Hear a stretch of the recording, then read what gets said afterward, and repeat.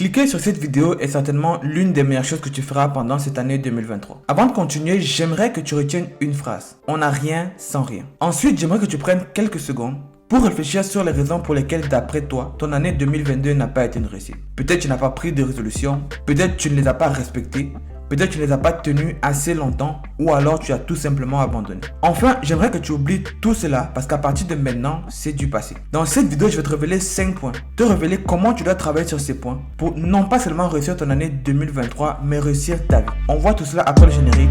Ciao.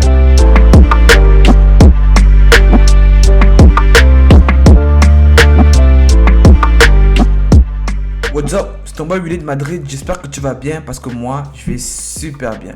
Et si ça ne va pas mon gars, t'inquiète, ça va aller.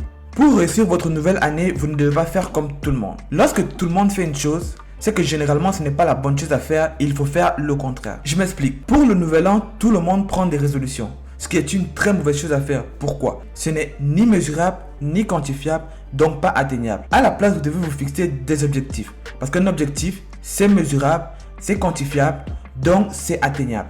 Et si tu ne réussis pas à atteindre ton objectif, tu sauras exactement les raisons pour lesquelles l'objectif n'a pas été atteint. Voici un schéma clair qui illustre cela. En 2023, je vais commencer le sport. Résolution. En 2023, je vais m'inscrire à la salle de sport et je vais y aller 2 fois par semaine. Objectif. En 2023, je vais commencer à épargner de l'argent. Résolution. En 2023, je vais épargner $1200 à raison de $100 par mois. Objectif. En 2023, je vais commencer à manger sain. Résolution. En 2023, je vais manger un fruit et légumes chaque jour. Objectif. Si tu te fixes des objectifs à la place des résolutions, c'est déjà un bon début. Si tu respectes les objectifs que tu t'es fixés, les résultats seront au rendez-vous. Pour aller à un niveau supérieur et réussir sa vie complètement, tu dois te fixer des objectifs qui ont un lien avec ce que j'appelle les 5 piliers de la réussite, à savoir la santé, les finances, les skills, la séduction et ton mindset. Je vais donc décortiquer chacun des 5 piliers pour vous montrer combien elles sont importantes dans votre vie et surtout comment travailler dessus pour améliorer votre vie sur le long terme. Le point numéro 1, c'est la santé. Un homme en santé veut tout et un homme malade veut une seule chose, recouvrer la santé. Quand je parle de santé ici, ça englobe 3 points, à savoir l'alimentation, l'exercice physique et le sommeil. Nous sommes ce que nous mangeons et beaucoup de personnes ne prennent pas au sérieux ce qu'ils mettent dans leur alimentation. Ils commencent à prendre conscience à des moments critiques, c'est-à-dire qu'ils ont des maladies qui ne leur permettent plus de consommer X ou Y, ou alors ils sont déjà en surpoids. À ce moment-là, on commence à chercher la dernière pilule brûle-graisse qui va nous permettre de perdre 10 kilos en un jour, ou alors on se met au régime, ce qui est la pire des choses à faire. Pourquoi? Parce que qui dit régime dit temporaire et qui dit temporaire dit échec. Parce que le plus dur dans les régimes, ce n'est pas d'avoir des résultats, mais c'est de continuer à garder les bonnes habitudes qui nous ont permis d'avoir les résultats. Et ça, pour la plupart des personnes, c'est totalement impossible. Parce que après avoir eu les résultats, on se dit enfin,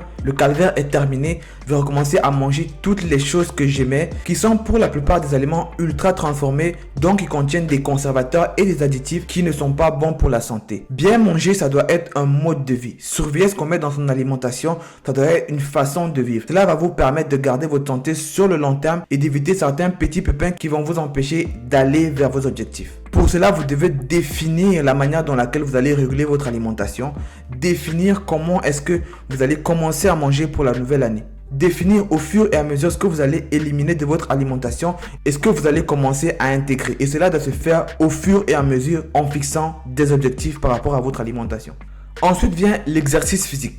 Il n'est pas simplement question ici d'avoir des abdos, des pectoraux chargés ou alors le derrière bombé en faisant les squats. Le but ici n'est pas d'attendre que votre corps vous signale que ça ne va pas. Lorsque vous enfilez votre chemise préférée et vous vous rendez compte qu'il y a un bouton qui ne se ferme plus, 3 marches dans les escaliers et vous êtes déjà cuit, rattraper le bus pour vous si vous êtes en retard, ce sera impossible. Au pire, vous allez vous réveiller dans un lit d'hôpital parce que vous aurez fait un AVC. Faire de l'exercice physique, ce n'est pas un luxe, c'est vital. Ça vous éloigne de la sédentarité, ça vous permet de garder vos muscles en activité, mais surtout ça vous empêche de développer des maladies silencieuses et vous donne un aspect agréable à voir de l'extérieur. Enfin, le sommeil. Pour capitaliser sur vos efforts en nutrition et en exercice physique, vous devez bien dormir. C'est en dormant que tes muscles se régénèrent et prennent de la masse musculaire.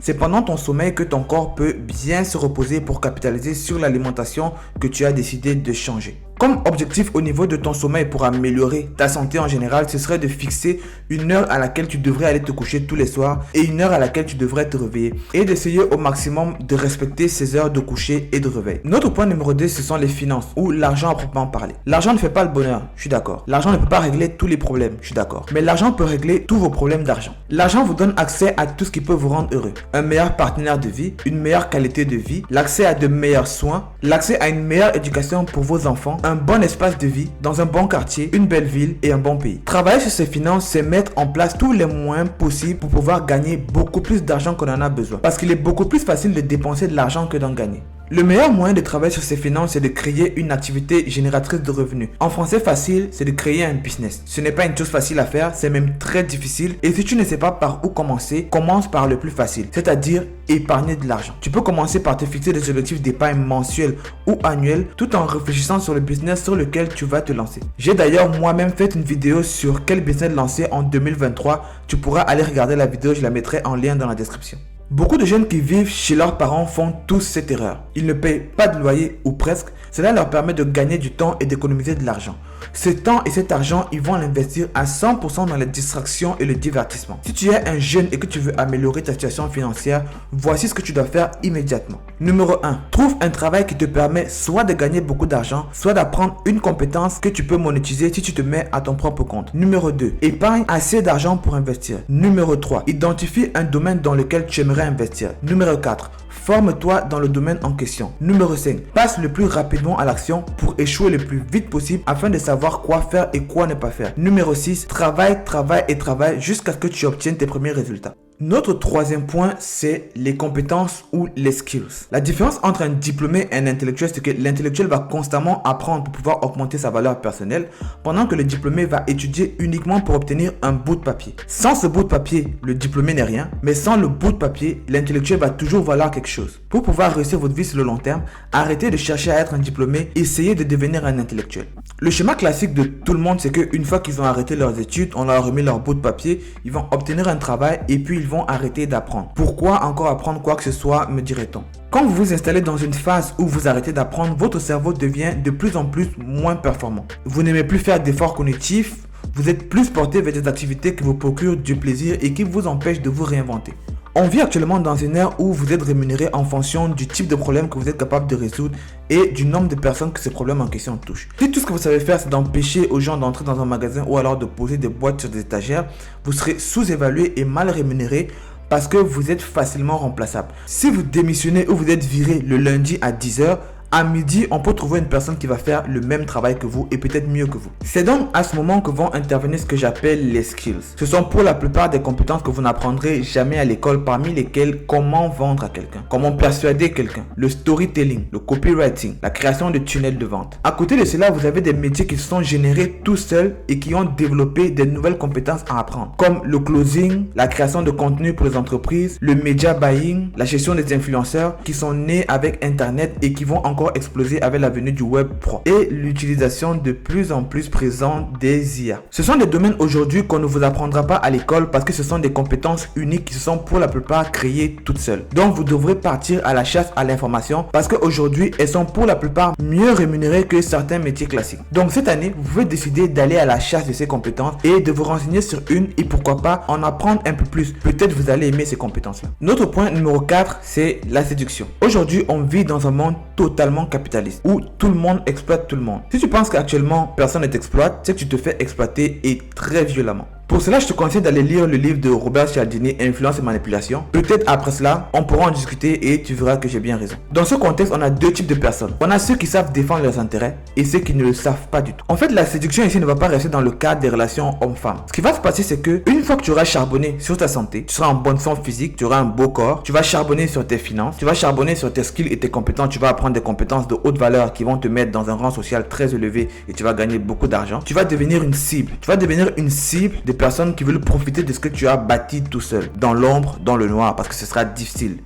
Et toutes ces personnes-là, en particulier ta femme ou ton mari, les gens vont venir vers toi parce que tu apportes quelque chose, tu es un provider, tu as quelque chose à offrir, tu as quelque chose à mettre sur la table. Donc, les gens seront plus gentils avec toi, les gens seront plus tolérants avec toi, les gens seront plus amicaux avec toi parce qu'ils sauront que tu as quelque chose à mettre sur la table. Et à ce moment, il sera très difficile pour toi de déterminer qui est vraiment là pour la personne que tu représentes réellement au fond de toi si tu n'avais pas toutes ces facilités, que ce soit financières et sociales. Apprendre à séduire donc va te permettre de pouvoir choisir la personne avec qui tu voudras passer ta vie, mais va surtout te permettre de ne pas choisir la ou les mauvaises personnes autour de toi. Surtout les personnes qui seront dans ton cercle intime avec qui tu décides de fonder une famille. C'est très important. Apprendre la séduction va aussi te permettre de développer ton intelligence émotionnelle qui est un très bon outil pour pouvoir faciliter le jeu des relations sociales. Notre dernier point ici, c'est le mindset. Et c'est de loin le point le plus important. Parce que vouloir travailler sur soi, améliorer ses conditions de vie, ce n'est pas quelque chose de facile. Pour avoir ce que les autres n'ont pas, il va falloir faire ce qu'ils ne font pas. Pendant votre quête, ce sera difficile. Ce sera très difficile à tenir. Vous aurez envie d'abandonner. C'est la raison pour laquelle vous devez travailler énormément sur votre mental. Vous préparez psychologiquement au fait que ce sera dur, vous allez trébucher, mais que le plus important, c'est de ne pas abandonner. Parce que pour tout ce que vous aurez envie d'obtenir dans cette vie, vous devrez payer un prix.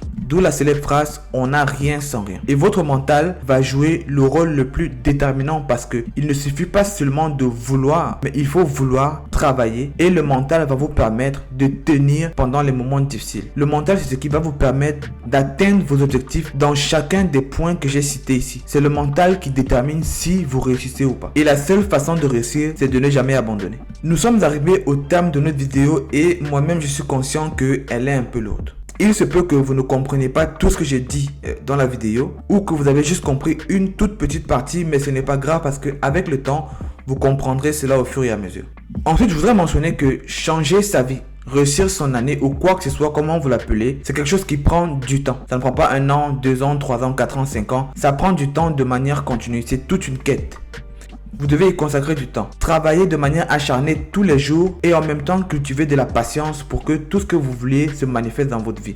Ça ne va pas apparaître juste en un coup comme ça. Ça ne va pas apparaître un jour, mais ça va venir en effet de momentum. Vous allez mettre plusieurs actions de manière répétée et de manière disciplinée qui vont créer un cadre de vie. Et puis vous allez vous rendre compte que vous êtes en train de vivre votre rêve. Mais ça n'apparaîtra pas un jour comme ça, comme par magie, j'ai réussi ma vie. C'est quelque chose qui ne s'arrête jamais. C'est une quête permanente et que l'on suit. Ensuite, n'essayez pas de tout faire à la fois. J'ai mentionné 5 points ici, mais vous pouvez commencer par choisir un tout petit point et vous y tenir juste pour 1 an. Ça peut être par exemple aller courir 1 fois par semaine pendant toute l'année. Ça peut être par exemple décider d'épargner 20 $ par mois ou par semaine. Prenez des petites actions qui vont vous rendre fiers quand vous allez arriver en fin d'année. Et au fur et à mesure que vous allez réaliser certains de vos objectifs, ça va vous donner de la fierté et vous allez avoir de la motivation pour pouvoir aller chercher d'autres objectifs encore plus forts. Par contre, si vous allez avec de gros objectifs dès le départ, ce que ça va créer, c'est de la frustration. Vous n'allez pas être en mesure d'atteindre les objectifs que vous êtes fixés et vous allez avoir tendance à abandonner très vite. Je pense que créer un business, c'est le meilleur moyen de travailler sur sa vie, de travailler sur ses habitudes, de travailler sur de nouvelles compétences et de nouvelles aptitudes. C'est la raison pour laquelle j'enseigne dans d'autres vidéos qui sont disponibles sur ma chaîne comment créer un business en ligne en partant de zéro. Si ça t'intéresse, tu peux naviguer sur ma chaîne et aller voir ces vidéos-là. Peut-être c'est fait pour toi. Si la vidéo t'a plu et que tu es resté jusqu'à la fin, je t'inviterai à liker, partager, t'abonner à la chaîne et surtout activer les cloches de notification pour ne plus rater aucun de mes contenus. Sur ce, on se dit à dans 2 semaines pour une nouvelle vidéo. Gardez la pêche, Steffi, ciao. Mesdames et messieurs, je vous dis à bientôt.